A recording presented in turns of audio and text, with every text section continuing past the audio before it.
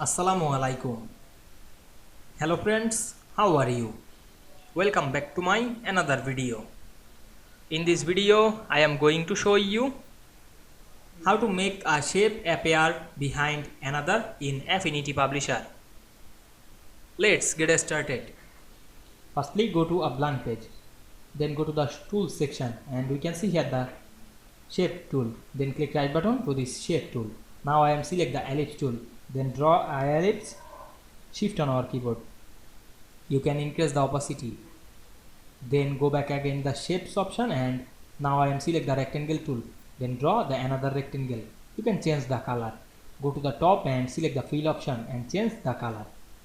Now we can see here two shapes. Now we want to make a shape appear another shape or see these two shape. Go to the window menu and enable the layer section. We can see here show the layer. The first layer rectangle shape or the second layer ellipse shape. You can bring font or back these two shape. Click and drag font and back. Now we can see we make font and back shape, bring another shape very easily. I hope you enjoyed the video.